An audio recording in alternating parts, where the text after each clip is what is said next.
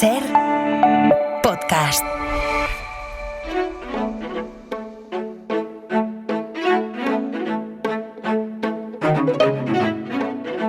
El mercado de los suplementos en España está creciendo año tras año, impulsado por promesas de energía, salud intestinal, mejor rendimiento, capacidades cognitivas, mejor sueño o suplir déficits que supuestamente todos tenemos.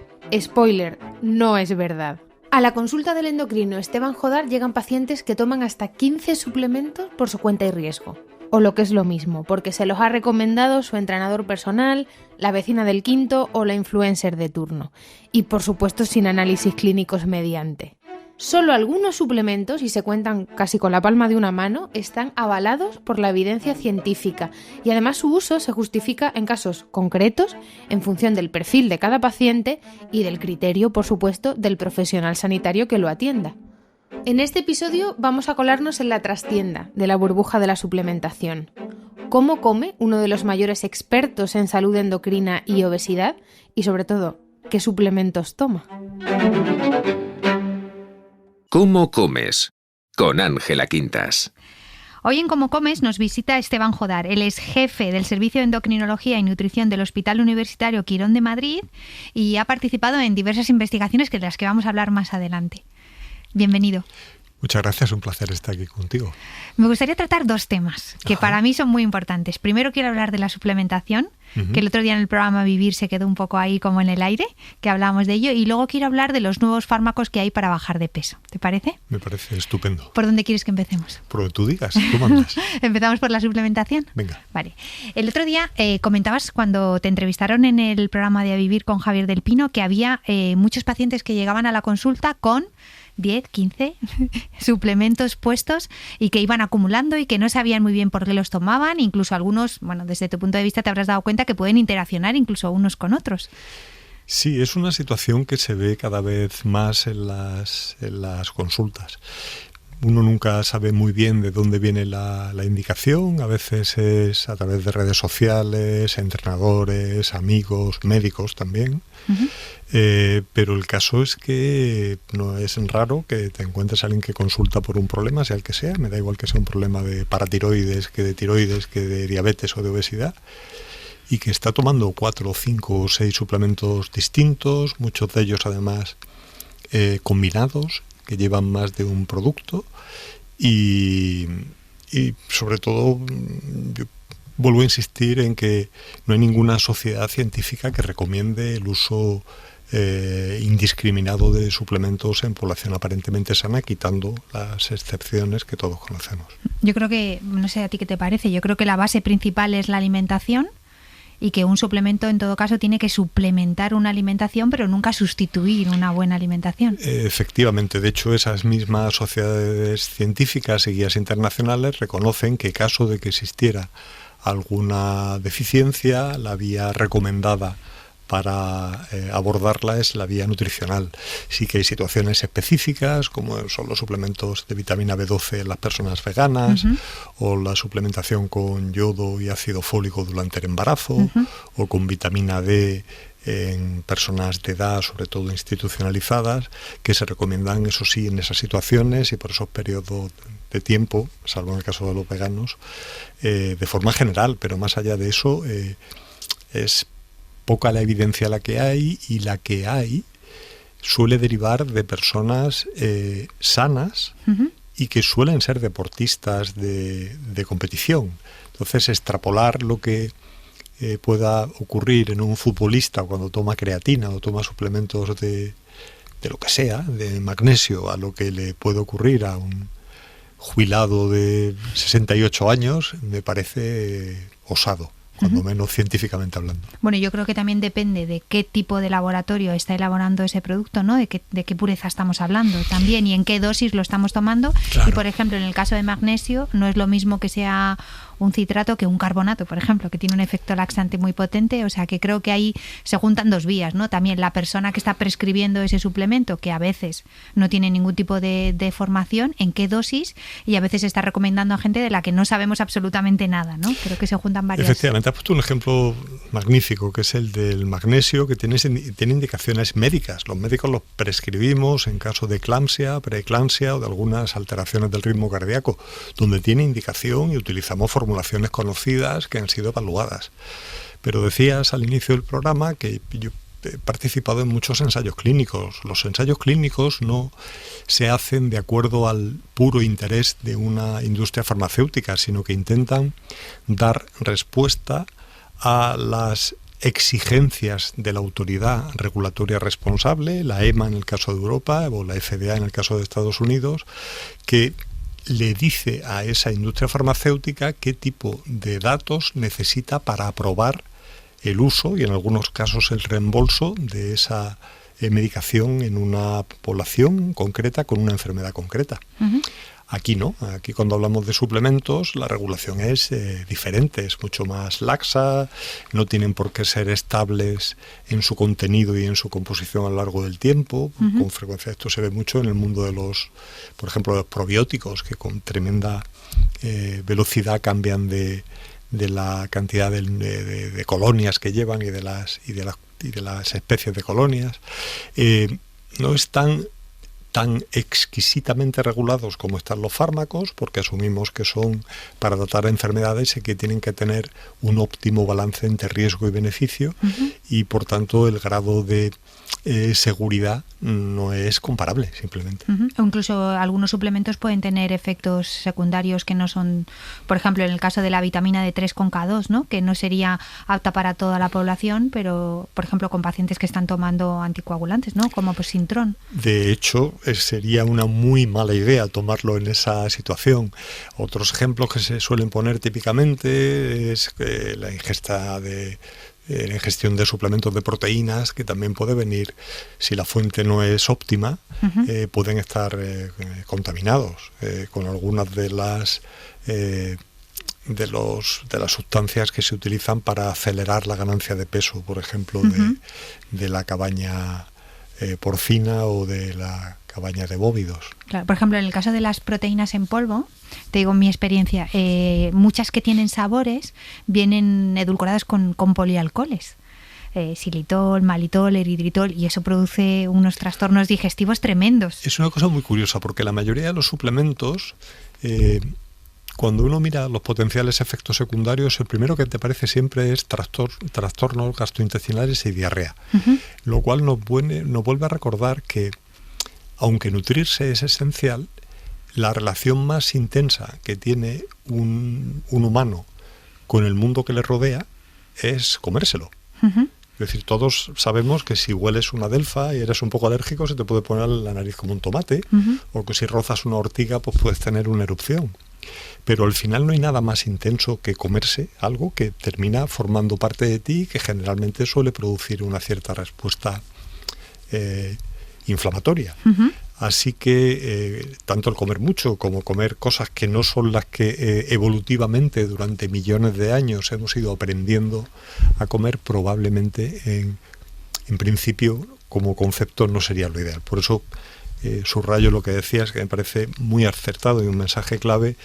Los nutrientes deben de venir a través de una alimentación saludable, y una alimentación saludable raramente se asocia, salvo en contadas circunstancias o problemas médicos, uh-huh. a deficiencias nutricionales. Claro, yo, por ejemplo, otro caso que me he encontrado muy claramente es cuando la gente tiene un estreñimiento bastante severo y que de repente te pones a analizar lo que come, y es que, claro, no está comiendo nada de fibra, no está bebiendo agua. Muy típico en las dietas hiperproteicas, por ejemplo. Claro, por ¿no? ejemplo, las dietas hiperproteicas, y de repente, claro, de repente es como, bueno, es que no consigo ir al baño de manera regular, necesito tomar algo. Claro, es que lo primero que tienes que hacer es comer de manera saludable, beber agua, aportar fibra, y luego ya vemos, pero lo primero que tienes que hacer, o sea, en este caso un suplemento nunca debe sustituir a esa fibra o a ese agua que no estás bebiendo. No solo no debe, sino que conceptualmente creo que si uno se para a pensarlo resulta ridículo. O sea, tú, como consecuencia de que tienes una alimentación absolutamente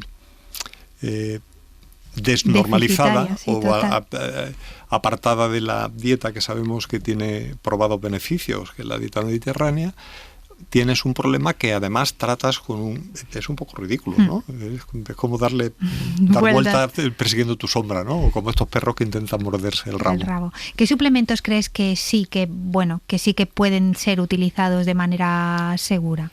Bueno, aparte de los que ya hemos mencionado, los que...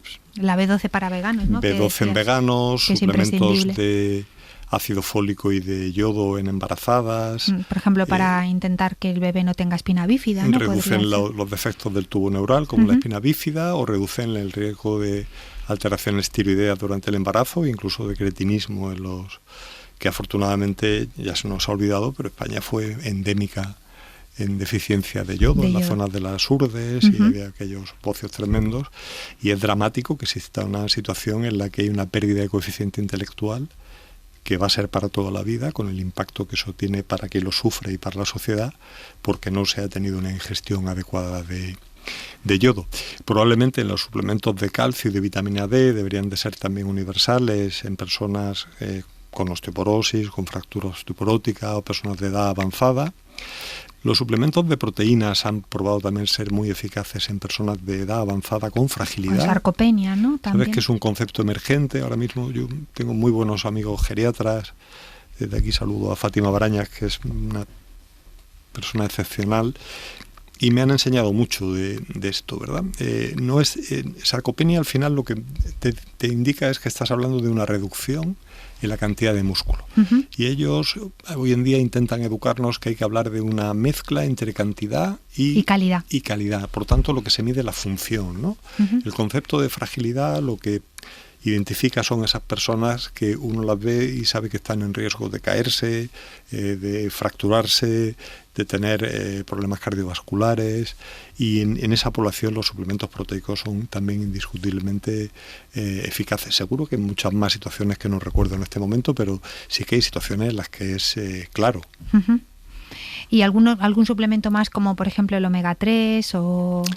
En relación al omega 3 hay muchísimos estudios observacionales. En el embarazo también se está utilizando. Hay muchísimos estudios observacionales, pero realmente el único estudio serio que ha demostrado resultados positivos es con uno de esos ácidos grasos, no con ¿Con EPA o con DHA? Con EPA, no con DHC, y es con una formulación ultra purificada que ha demostrado una ligera reducción del riesgo cardiovascular en personas en prevención secundaria. Hay luego pequeños estudios con una calidad metodológica discutible que han demostrado algún otro beneficio, pero insisto, de ahí a recomendar suplementos en general creo que hay un salto importante. Y vuelvo a decir lo mismo. A ver, si te gustan tomar omegas, pues toma un poquito puro de aceite de oliva, ¿verdad? Y tómate algo de pescado azul y seguramente... Sobre todo mejor pescados azules que sean pequeños, que ¿no? sean pequeños. Para poder evitar los contaminantes. Hemos hablado siempre de la posibilidad de que se acumulan en la cadena trófica los metales pesados. Ya sabes que se puede conocer a un japonés o a un español simplemente determinándole el mercurio que tiene en el pelo, en las uñas, ¿no? Porque somos grandes comedores de... Pero aún así, y hay un posicionamiento, creo recordar, de alguna sociedad científica americana, se sigue recomendando. Es que es preferible que tomes pescado, aunque sea grande, aunque pueda tener metales pesados. Por el beneficio que me está aportando. Porque tiene un beneficio, sobre todo si la alternativa es tomarte una hamburguesa. Claro, ante eso. Es lo que decía el santo, si me mido no soy nadie, pero si me comparo. Perfecto. ¿Y el tema de la creatina, que se está poniendo ahora tan de moda? Porque antes la teníamos antes estaba siempre que pensábamos en creatina, pensábamos en después de hacer deporte, pero ahora se está utilizando la creatina para absolutamente todo. Sí, nuevamente la mayoría de las evidencias y las más sólidas son en población sana deportista, en la que efectivamente aumenta el volumen muscular, reduce las lesiones musculares, reduce el tiempo de recuperación y parece segura en tomas hasta... entre 3 y 5 gramos. 3 y 5 gramos en tomas a largo plazo. más recientemente han aparecido algunos estudios que parece que podrían sugerir beneficios incluso neurológicos.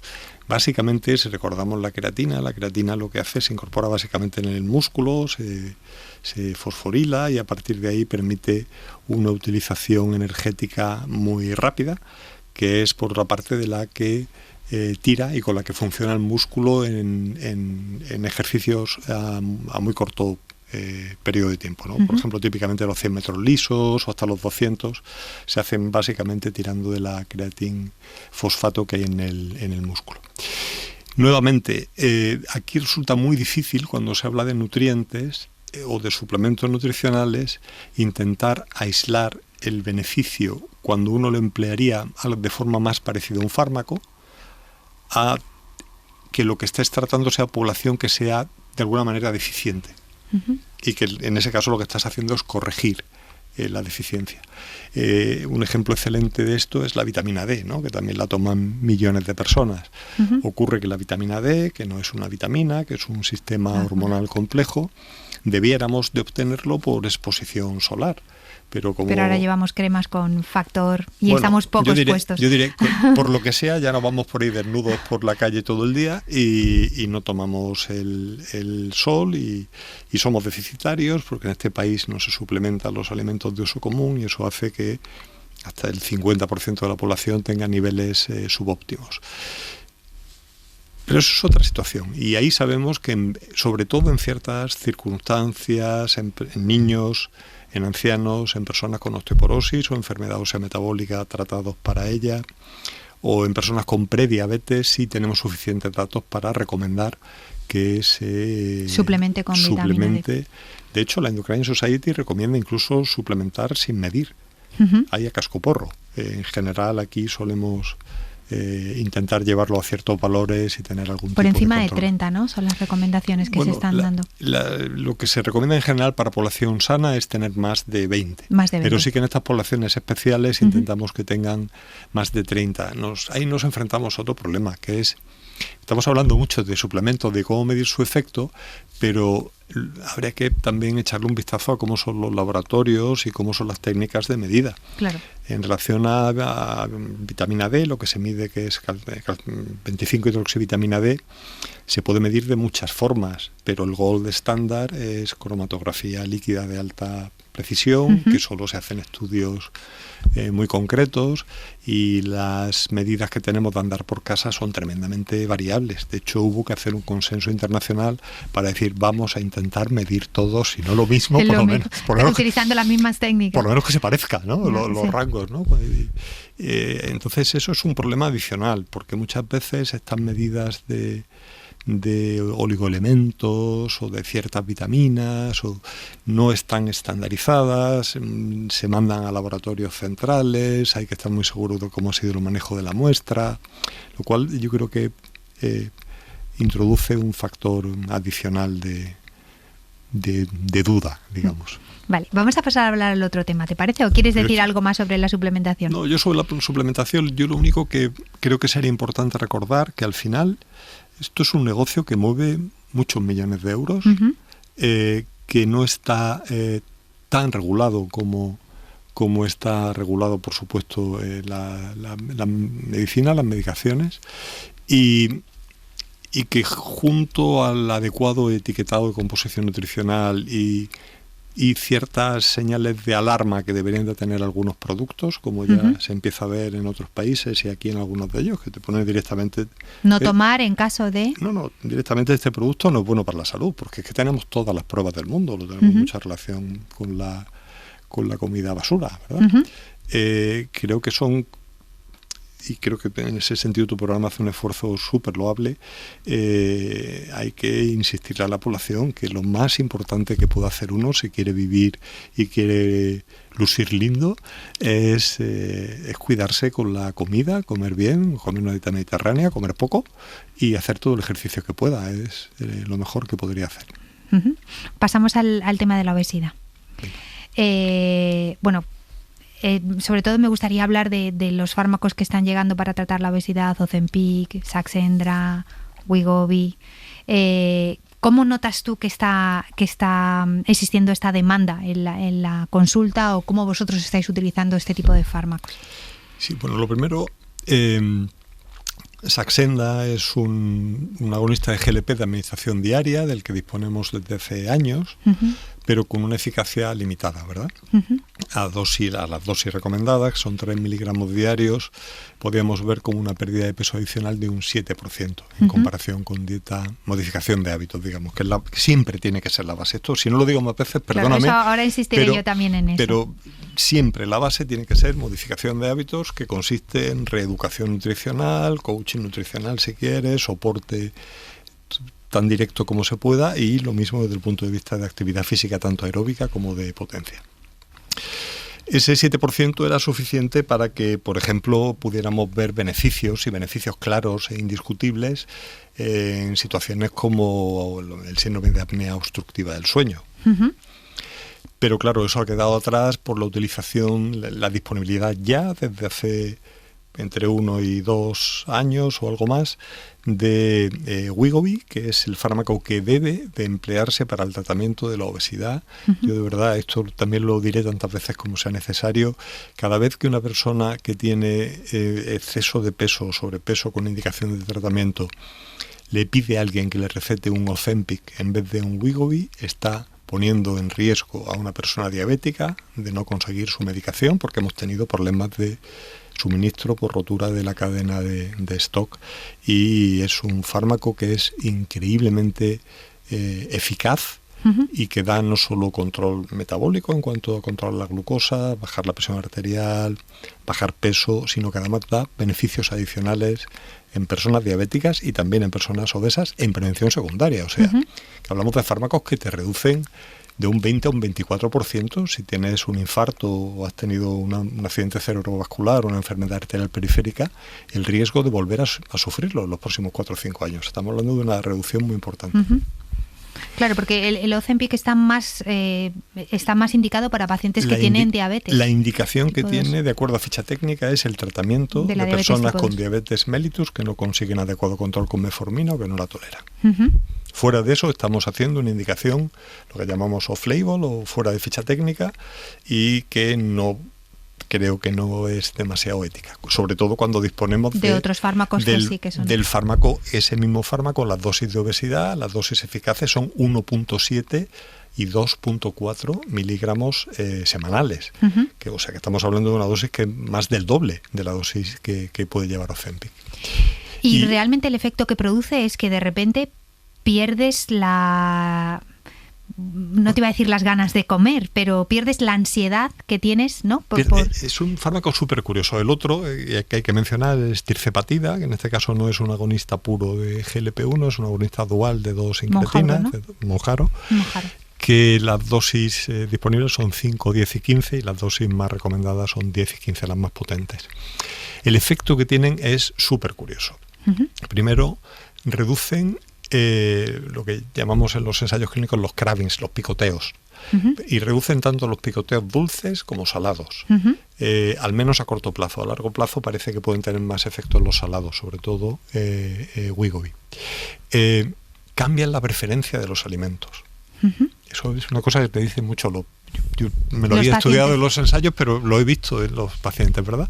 Empiezan a dejar de apetecerle cosas que antes les gustaban, entre otras cosas porque no les sientan bien, porque hacen que tengan digestiones muy pesadas. Ahora hablamos de los efectos secundarios. O que tengan alguna diarrea, y es especialmente las dietas, los alimentos que son muy ricos en azúcares simples y en grasas, y en los fritos, ese tipo de cosas, ¿no? Y empiezan a apetecerle cosas más fresquitas, más tipo fruta, más verduras, ensaladas. Además producen saciedad precoz, de manera tal que tú empiezas a comer y cuando llevas la mitad de lo que solías comer dices, aquí me paro.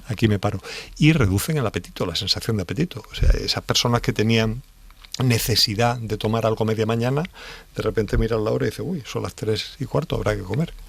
Ese tipo de efectos son efectos farmacológicos que se parecen a los de las hormonas que produce nuestro intestino, la grelina y la leptina, una vez que hemos comido, pero que en este caso son efectos farmacológicos a nivel central y que son enormemente potentes y poderosos y que hacen bajar de un 16 a un 22, 23% de peso. Claro, fíjate, yo desde mi parte lo que yo veo en mi consulta es que los pacientes que vienen ya prescrito con este medicamento, para mí es una oportunidad increíble para aprender Única. a comer, para coger una distancia. Totalmente. Y para decir cómo voy a comer, voy a Totalmente. empezar a cocinar, porque se les quita esa ansiedad, lo que tú decías, ¿no? Por comer ese dulce, por comer esos alimentos que son demasiado grasos. Es que a los médicos no ha pasado igual, Ángela. Es que durante mucho tiempo no hemos tenido armas para poder luchar contra la obesidad. Y cuando una persona que vive con obesidad llegaba y nos decía, quiero bajar peso y yo no como para lo que peso y no consigo bajar, muchas veces decía, es que como no le doy un abrazo, no sé qué puedo hacer, no tengo armas, salvo lo que teníamos, que era cirugía, y lo seguimos teniendo para casos especiales, ¿verdad? Casos más graves o casos más complicados. Pero ahora yo le explico sistemáticamente a mis pacientes, primero dos cosas, o mis pacientes o las personas que vienen a verme con problemas de obesidad.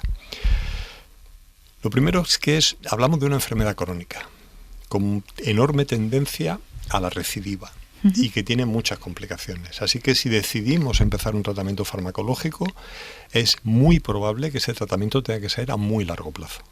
Eso es lo primero que deben de saber.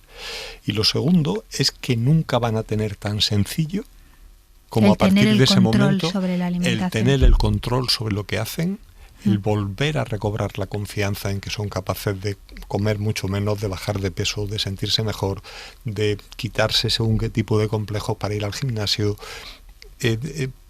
cambiar lo que en la consulta vemos tantas veces como un círculo vicioso, ¿verdad? Con múltiples experiencias previas de fracaso que hacen que vayas cada vez con menos entusiasmo a intentarlo de nuevo, a un círculo virtuoso en el que ves que lo estás consiguiendo, ves que te encuentras mejor, ves que eres capaz de ponerte ropa que no te podías poner hace tiempo, ves que puedes ir al gimnasio, que te puedes atar unos zapatos con un cordón, que puedes darte la vuelta en la ducha sin liar un desastre.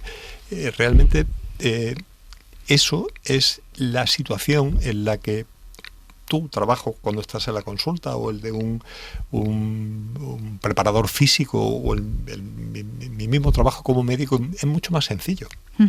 Claro, pero también indicar que este tipo de medicamentos no son para bajar 5, 6, 7 kilos, sino estamos hablando de gente que tiene un sobrepeso importante. Es decir, yo creo que hoy por hoy sí que tenemos herramientas para hacer bajar de peso 5, 6, 7 kilos, pero sí que es verdad que este paciente que tiene que bajar 30 o 40 kilos, sí, utiliza el medicamento y luego tiene una buena dietoterapia y lo que tú decías, ¿no? Un buen coaching nutricional, o se le enseña a comer, al final la posibilidad de éxito es mucho más grande.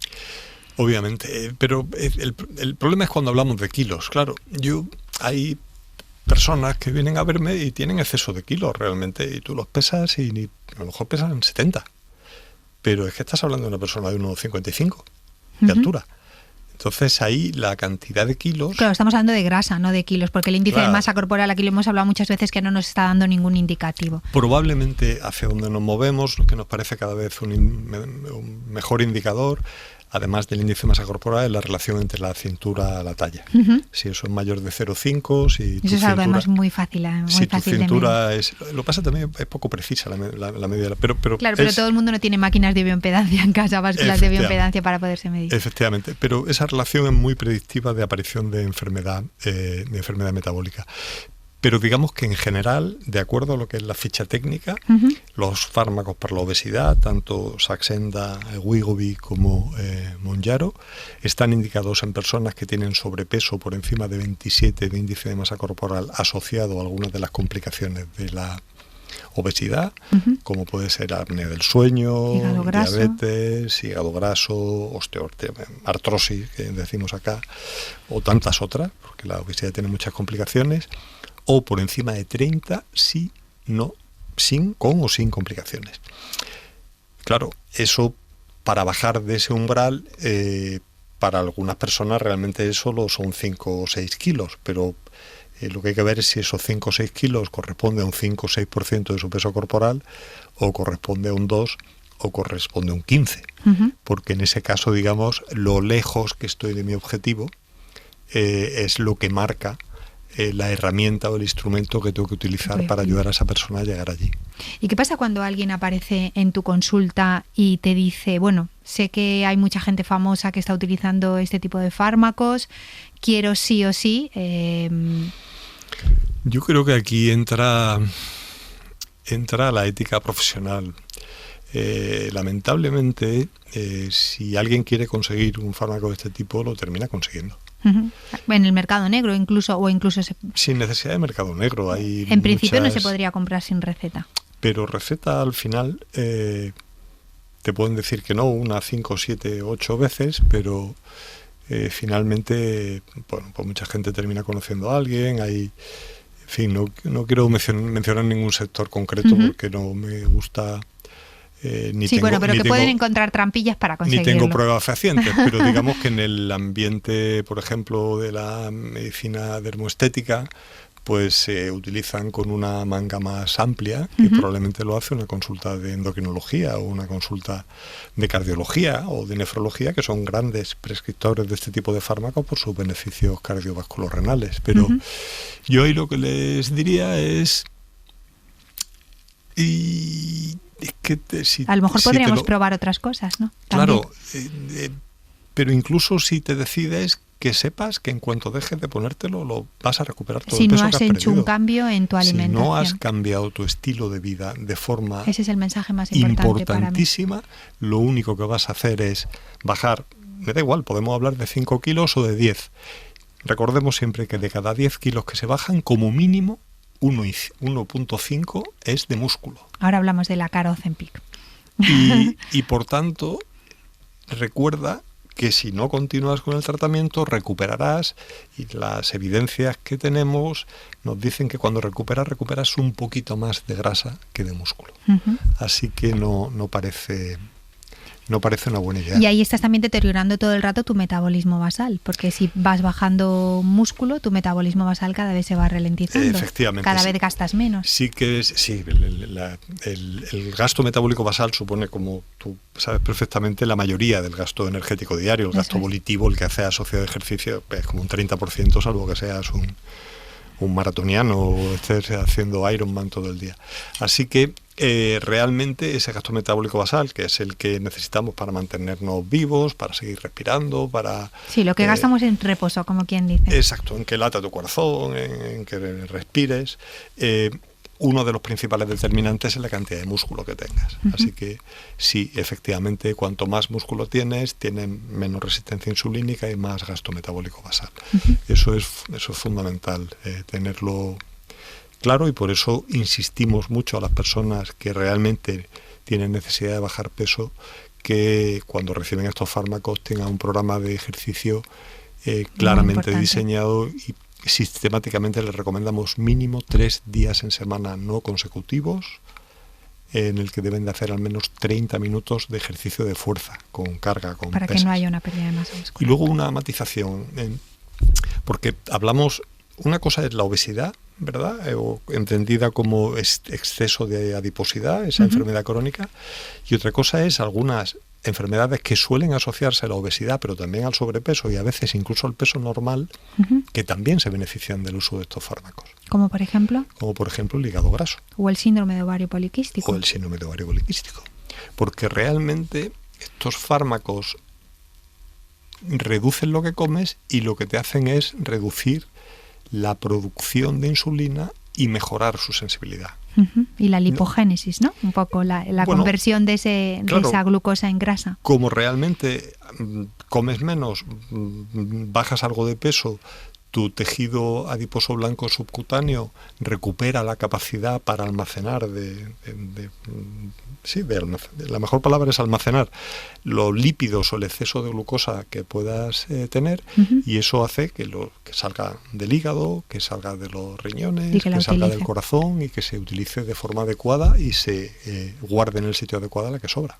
Y ya para terminar, ¿qué es la cara Ozempic?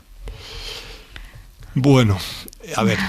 Porque es algo que, me refiero, como ha aparecido mucho en redes, es esa pérdida de masa muscular que aparece, ¿no? Hay una serie de mitos y de realidades en torno a estos fármacos. Es como lo de los bebés de Ozempic, ¿verdad? Porque es verdad, también apareció. Una mujer joven, en cuanto baja algo de peso, incluso sin ser cantidades muy importantes, pues el sistema hormonal empieza a funcionar mucho mejor. Lo que hace es recuperar la fertilidad si tenía subfertilidad. Eso es evidente, aparte de que hay pruebas directas del efecto de las incretinas sobre todo, curiosamente, en la función de los espermatozoides, pero también en el funcionamiento y en el grado de receptividad del endometrio y en el funcionamiento del ovario. Pero en cuanto a la cara Ozempic, a ver, venimos de una cultura en la que el exceso de peso durante mucho tiempo se ha considerado un equivalente de salud y la pérdida de peso un equivalente de enfermedad. Así que en general, cuando la gente baja de peso, lo más normal es que en su entorno le digan que qué te ha pasado. ¿Estás bien? Exacto. Yo lo que te puedo decir como investigador en este campo desde finales del siglo pasado, digamos, que los pacientes que uno sabe que han caído con el fármaco, y estamos diseñando ya, estamos testando la siguiente y la siguiente generación a los que vienen, realmente se convierten en sus hermanos jóvenes, porque bajan mucho peso, cambian la ropa, se redecoran su vida, por decirlo de alguna manera, empiezan a hacer ejercicio de forma regular. Así que yo no tengo esa percepción. Sí que es cierto que en algunos casos de hiperrespondedores puede perderse un exceso de masa muscular cuando hay una enorme pérdida de peso. Hay pacientes que pierden un 25 o más. Y sobre todo cuando se pierde muy rápido, ¿no?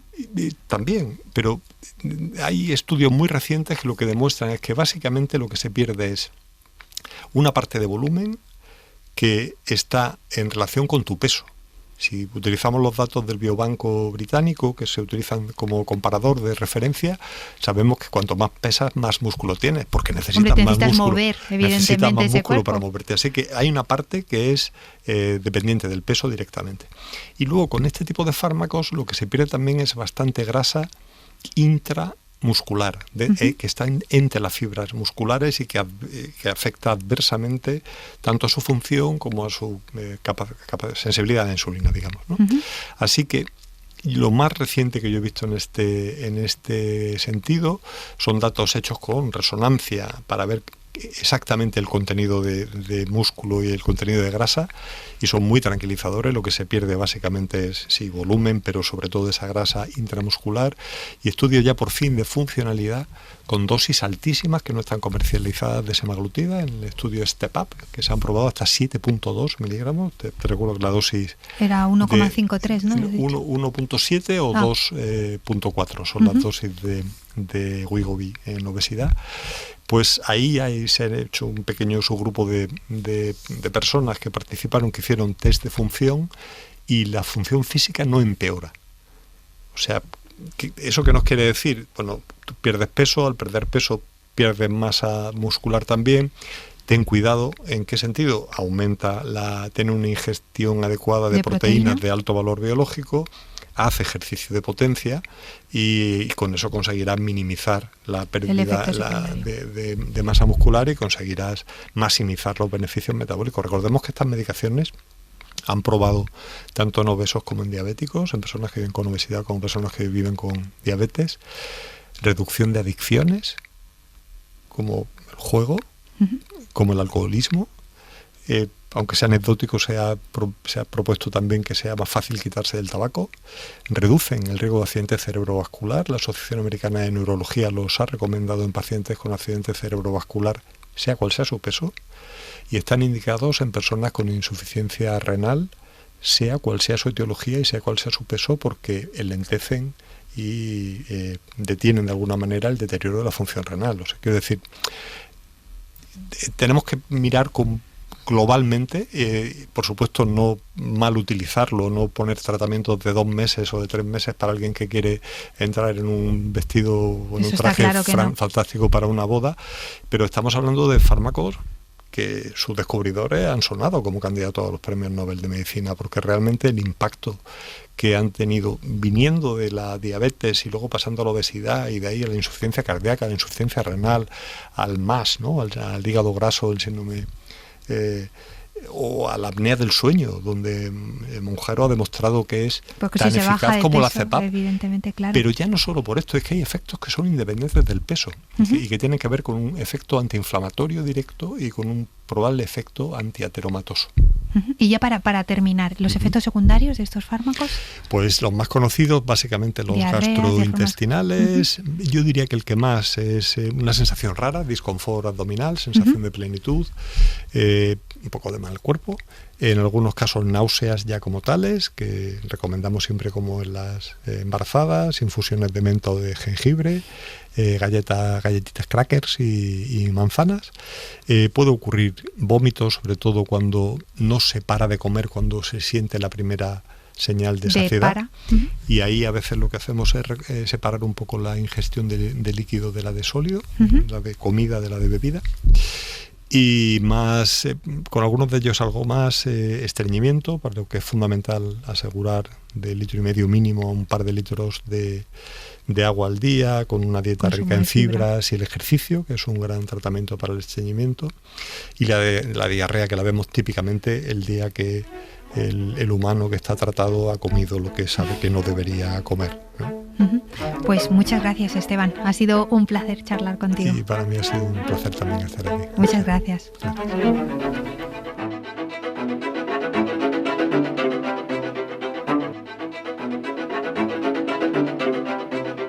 Lo hemos dicho durante todo el episodio, pero merece la pena repetirlo una vez más.